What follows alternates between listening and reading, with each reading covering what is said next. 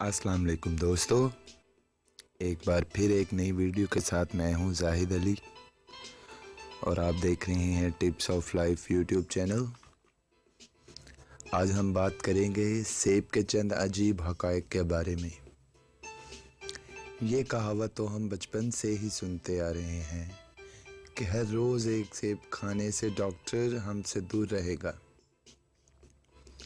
लेकिन क्या आप इस सुर्ख और सब्ज़ मीठे फल के ये चंद अजीब हक़ाइक़ जानते हैं जो हम यहाँ बताने जा रहे हैं।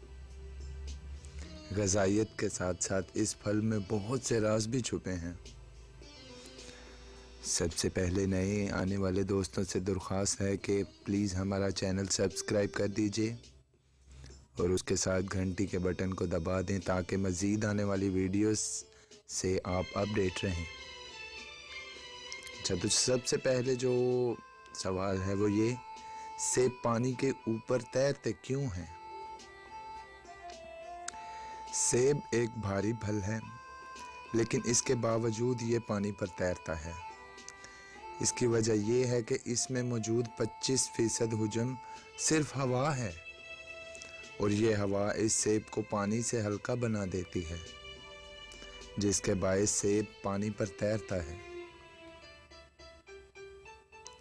इस दुनिया में कितने इक़साम के सेब मौजूद हैं? इस दुनिया में सेब की 7500 इक़साम मौजूद हैं और शायद ही कोई ऐसा होगा जिसने हर तरह का सेब अपनी ज़िंदगी में खाया हो। मेरा नहीं ख्याल कोई ऐसा बंदा होगा जो बोले कि मैंने हर किस्म का सेब खाया है। सेब खाने का डर। वैसे तो इस दुनिया में बहुत सी चीज़ों के डर मौजूद हैं जिन्हें फ़ोबिया का नाम दिया जाता है, और उनमें ही एक डर सेब का भी है, जिसे अंग्रेज़ी में मालूस डोमेस्टिका फ़ोबिया का नाम दिया जाता है। माज़रत अगर मैं कुछ गलत बोल जाऊँ। एक सेब को मुकम्मल होने में कितना वक्त लगता है? करीबन 10 सालों में एक सेब बीज से खाने के काबिल हो पाता है। 10 साल किसी भी बिल्ली या कुत्ते जैसे जानवर की मुकम्मल ज़िंदगी होती है। इतनी देर में एक सेब तैयार होता है। करीब 10 सालों में एक सेब बीज से खाने के काबिल हो पाता है।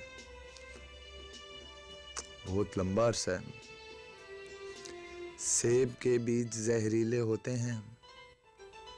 अच्छा, सेब के बीज में सायानाइड नामी जानलेवा जहर मौजूद होता है जिसे हज़म करना नामुमकिन है। अलबत्ता सेब के बीज में मौजूद ये जहर सिर्फ उस वक्त अपना असर कर सकता है अगर कोई सेब के 200 से ज़ायद बीज को चबा कर खा ले, अदरवाइज़ ये अपना काम नहीं करेगा।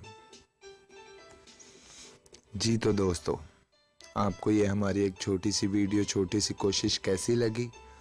कमेंट्स में ज़रूर बताइएगा। आपकी कीमती आरा का शुक्रिया। अपना ख्याल रखिएगा।